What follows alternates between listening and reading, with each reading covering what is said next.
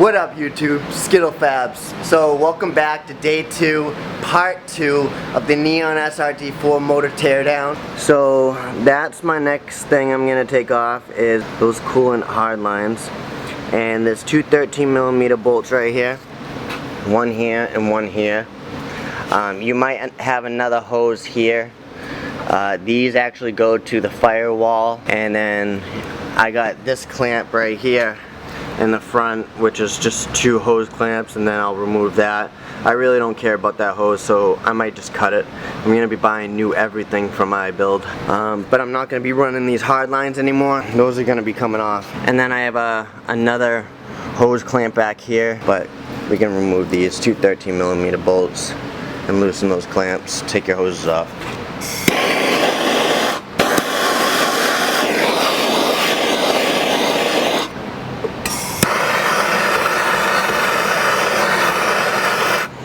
So once you have your hoses off the metal lines, you'll be able to loosen these last 2 bolts.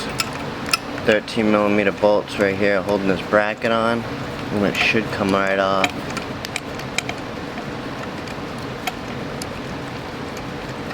There we go.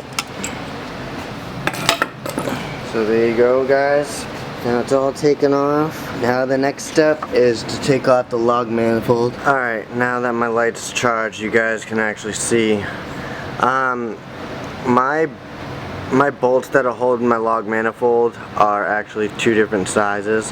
I have 13mm bolts and I have 10mm bolts. So I don't know where that came in. I forget. I'm the one that put this log manifold on. I can't get to a couple bolts, so I gotta take that bracket off, which is 2 15mm bolts, and you might have to move some of these lines out the way to get to the bottom bolts under there, which are a pain.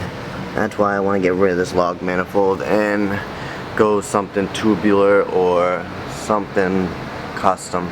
So I'll probably have that built later on. But yeah, just go ahead and take those 2 15mm bolts out, and now I'll take that bracket off and then go ahead and fully remove. Alright, so I got my bolts out and I got one last one I just gotta take out, and then the log manifold will slide right off. Alright.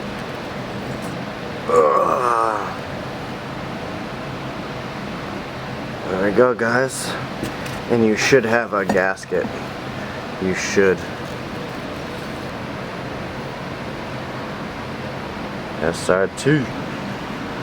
Alright, now that I have the exhaust log manifold off, and I have the intake manifold off, I have the coolant hard lines taken off, I have the timing belt taken off, the valve cover taken off, and now I have to loosen all the cam gear caps. Alright, so those are all your 8mm screws that are holding your cams on, and then you've got 1, 2, 3, 4, 5, 6 10mm bolts holding on the end caps, and you've got 1, 2, 3, 4, 5, 6, 7, 8, 9 caps, 18 screws to take out with your 8mm socket. And you also have an 8mm bolt right there. So go ahead and loosen all those. Do not remove your bolts and do not remove your caps. Keep your caps exactly where they're at, because you do not want to mess those caps up. These heads are machined with these caps, so if you mess them up, you're gonna have to go by these numbers, and that's just a pain in the ass. So just keep your caps all in line. So I went ahead and loosened all my cam cap bolts, and I've already taken one out, and you can see I put it in there, and I'm gonna label front and back. When you go ahead and remove these bolts, you're gonna actually have to pry up under here to lift this piece up, and then go ahead and remove it. So same with this side, you guys. All you're gonna have to do is put a flathead right under here, and it'll lift that up.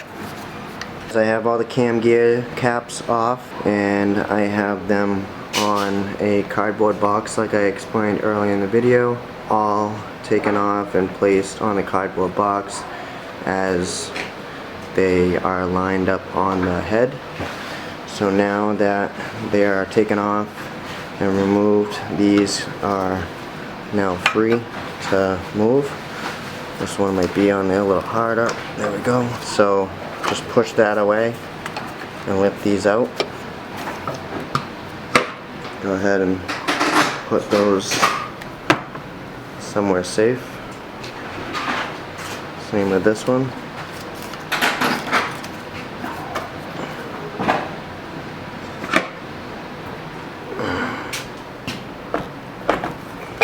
There we go. Those are my cam caps. Alright, you guys can go ahead and remove your 10-15mm bolts. You guys can keep your rockers on there if they're still sitting there. Just leave them in place. Don't mess with them. Go ahead and remove them. Just remove this one, or say loosen that one, that one, that one, that one, that one, and that one, that one, that one, that one, that one, just so it lifts evenly. Alright, so now that I got the main bolts to the head, holding it down to the block, just gonna tap it, loosen it, and lift it.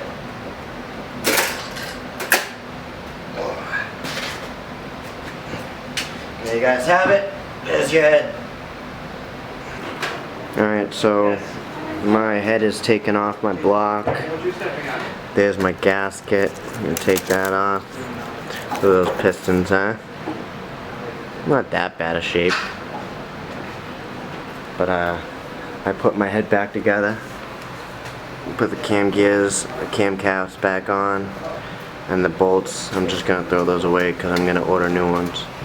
Always replace your main stud bolts that hold your head onto your block. Alright, so the block is ready to be hoisted up with the engine hoist. I'm gonna strap it up and then jack it up, and then I'm gonna drain the oil, and I'm gonna loosen the bolts to the transmission on the block so I can remove the transmission from the block. Get it all jacked up in the air, guys, and then just drain in the oil. So go ahead and do that. So I'm gonna take the intermediate shaft off and the oil cooler. Alright guys, I went ahead and put my motor back down on the tire, and I have the transmission hanging off the edge just so I could loosen the bolts.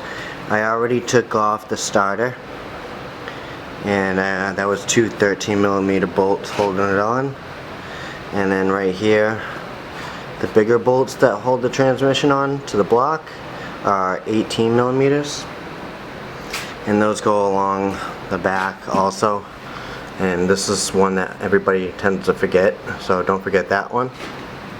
And there should be another one right under there.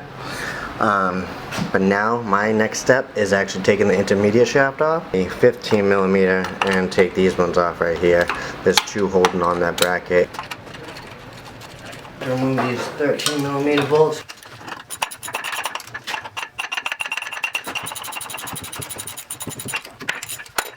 Go ahead and remove those two 13mm.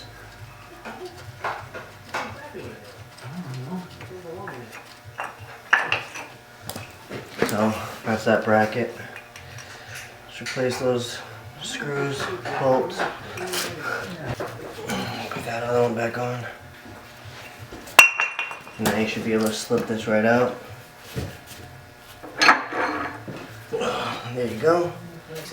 Alright, so now I got the intermediate shaft off of the back of the block and out of the transmission. And now you actually can see that bolt hole right there that I was telling you about. There's one right there, and there's one right there that everybody tends to forget when you're taking the transmission off to do the clutch. So just don't forget that one and that one.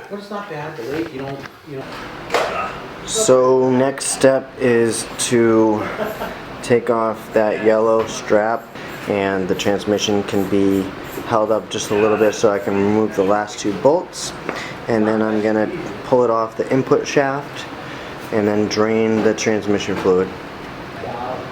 Alright, so I finally got the transmission off, and there's my ACT HGSS street disc from ACT. So I don't know what is next, but this is the completion of my video, you guys. I hope you guys like this video and part 1. If you haven't yet viewed that, go and watch that one. Well guys, that's the completion to my video. I hope you guys like both part A, part B. Smash the like buttons. Till next time, peace.